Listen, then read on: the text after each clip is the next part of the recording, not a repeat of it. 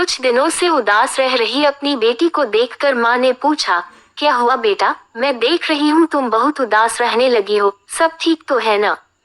कुछ भी ठीक नहीं है माँ। ऑफिस में बॉस की फटकार, दोस्तों की बेमतलब की नाराजगी, पैसों की दिक्कत, मेरा मन बिल्कुल अशांत रहने लगा है माँ। जी में तो आता है कि ये सब छोड़कर कहीं चली जाऊं, बेटी ने रुआ से होते हुए कहा।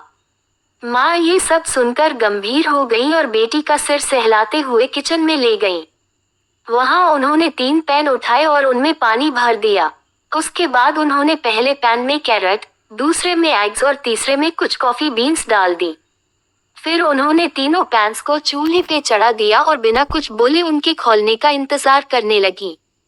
लगभग 20 मिनट बाद उन्होंने गैस बंद कर दी और फिर एक एक करके कैरेट्स और एग्स अलग अलग प्लेट्स में निकाल दिए और अंत में एक मग में कॉफी उड़ेल दी। बताओ तुमने क्या देखा? माँ ने बेटी से पूछा। कैरेट्स, एग्स, कॉफी और क्या? लेकिन ये सब करने का क्या मतलब है? जवाब आया। माँ बोली, मेरे करीब आओ और इन कैरेट्स को छू कर देखो। बेटी ने छू कर देखा, कैरेट नरम हो चुके थे। अब एग्स को देखो। बेटी ने एक एग हाथ में लिया और देखने लगी। एग बाहर से तो पहले जैसा ही था पर अंदर से सख्त हो चुका था। और अंत में माँ ने कॉफी वाला मग उठाकर देखने को कहा।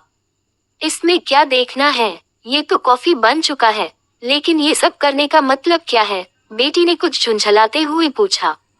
माँ बोली, इन तीनों चीजों को एक ही तकलीफ से होकर बुझना पड़ा, खौलता पानी। लेकिन हर एक ने अलग अलग तरीके से रिएक्ट किया। कैरेट पहले तो ठोस था पर खुलते पानी रूपी मुसीबत आने पर कमजोर और नरम पड़ गया। वही एक पहले ऊपर से सख्त और अंदर से सॉफ्ट था पर मुसीबत आने के बाद उसे झेल तो गया पर वह अंदर से बदल गया, कठोर हो गया, सख्त दिल बन गया। लेकिन कॉफी बीन्स तो बिल्कुल अलग थी। उनके सामने जो दिक्कत आई उसका सामना किया और मूल रूप खोए बिना खौलते पानी रूपी मुसीबत को कॉफी की सुगंध में बदल दिया। तुम इनमें से कौन हो? माँ ने बेटी से पूछा। जब तुम्हारी जिंदगी में कोई दिक्कत आती है तो तुम किस तरह रिएक्ट करती हो? तुम क्या हो, कैरेट, एग या कॉफी बीन्स? बेटी माँ की बात समझ चुकी थी और उसने